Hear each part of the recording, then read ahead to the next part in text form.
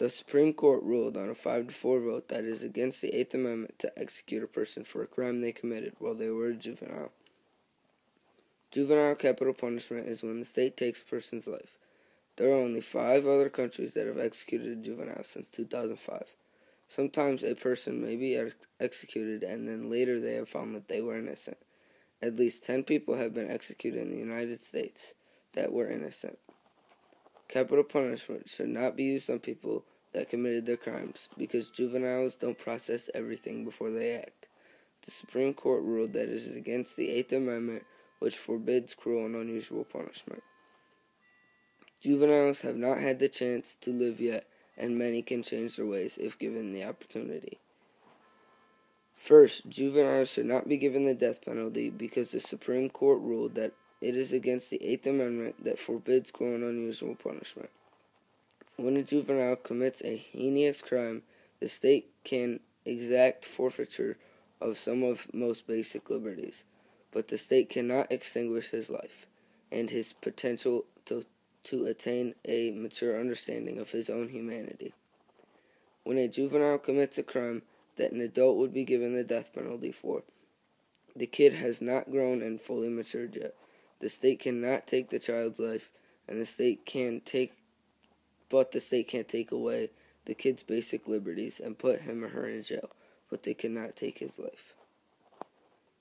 Capital punishment against juveniles should not be allowed because juveniles don't process everything before they act. Their inexperience, less education, and less intelligence make the juveniles less able to evaluate the consequences of his or her conduct.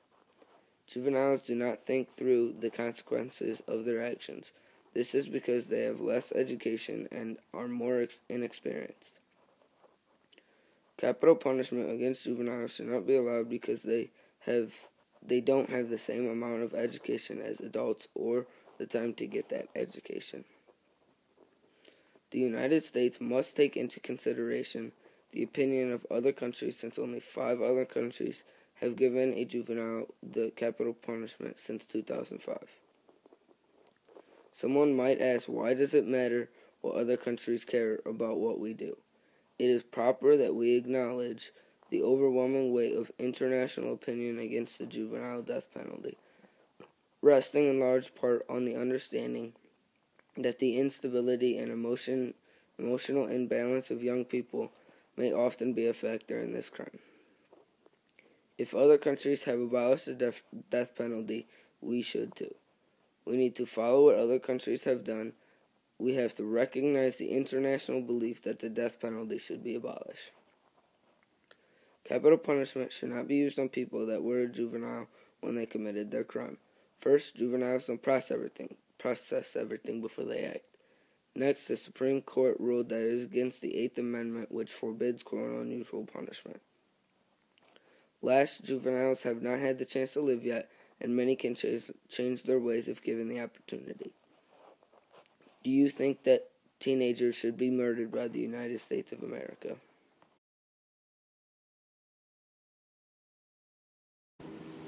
My persuasive speech on why college athletes should get paid. College athletes should get paid because coaches get paid. In fact, the average salary for a major college head coach is upwards of $1.5 million to $5 million each year. The NCAA does not see its players as professional athletes simply because they are in college. However, for some odd reason, the coaches are paid rather professionally. College coaches get paid, but the players don't get paid. That's a little unfair to the players. College athletes should get paid because all athletes are prohibited from having jobs throughout the year. The NCAA is actually bold enough to restrict their athletes from having jobs or making money because they don't want them to cashing out on their performance or any other way. Does this mean if someone wants to buy an autographed jersey off the college athlete for $1,000, does that mean that they have to decline it? Or if a restaurant wants to pay for their meal, does that mean they have to decline it? College athletes should at least be able to have a job so they can have their own money. I feel it's a little mean the NCAA will not let college athletes have jobs. The NCAA makes enough money for the players. The college athletes shouldn't get paid because they are received an opportunity to get a scholarship, and they don't have to pay for school. The NCAA is a multi-billion-dollar industry that generated over $845 billion last year due to their players' abilities to entertain and perform to their fullest extent at all times. So, with all this money flowing in, why wouldn't they provide their athletes a stipend? Well, that's a question that today baffles many because the players have to pay for gas, food, clothes, and anything extra things they need to survive. What they basically have in place is a corporation that makes tons of money but does not have the pay their employees. One would think the perfect model, right? The NCAA has more than enough of money, and this is why college athletes should get paid. In conclusion, college athletes should get paid for all their hard work and all the many reasons, such as the NCAA makes at least $845 billion each year and don't let their athletes have jobs, which is a little harsh, and the coaches get paid. Why shouldn't the athletes get paid also? However, I think college athletes should get paid because of all this stuff with their names on the merchandise, and they are reasons people buy the tickets to go watch them perform. Next time you watch your favorite team, think about if the best player gets hurt and now he has no money to survive, so he has nothing. He loses his career, he loses everything. Just think about that next time you watch why college athletes should get paid. Thank you.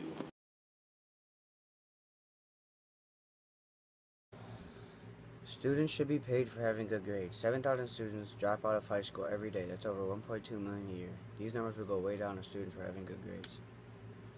If students are paid for having good grades, they will be more motivated to do better in school. Kids could also make it a competition to see how much money they could get paid. If students are paid for having good grades, they will be more motivated in school. Stats show that students do much better in school when paid for grades. Students' grades on average 40% better when paid. Many different statistics show that when students are paid for grades, they score much better on tests, do their homework, and attend the classes as often as possible. Another reason is college students often do not have a lot of money. If you're in college and play a sport like football, for example, you really don't have any time for a job. College students study or do homework on average for about 30 hours a week.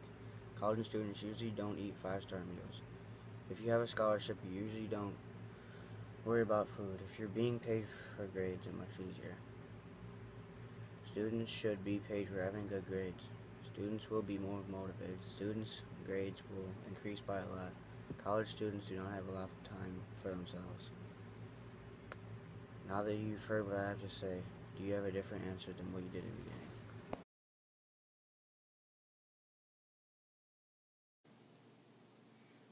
Okay, my debate is on drinking, whether it should be lowered to 18 or kept at 21.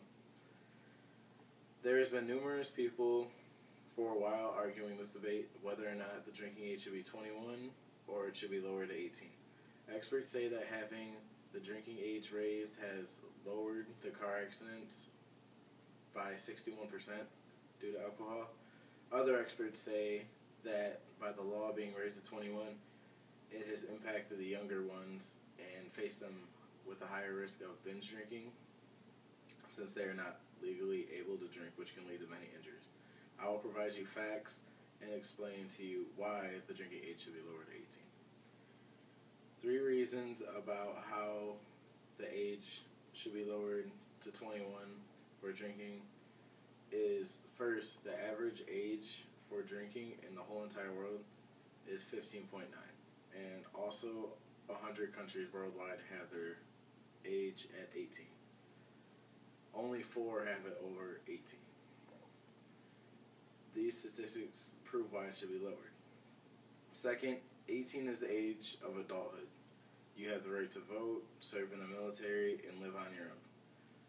So with that being said, I feel if you're allowed to vote and fight for our country, you should be allowed to have responsibility in drinking. Third, lowering the age to 18 will give teenagers the feeling of responsibility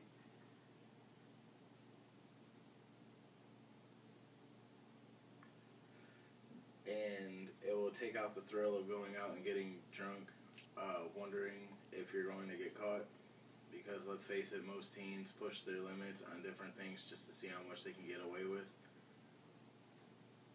So by lowering the age to 18, it will cause better things for the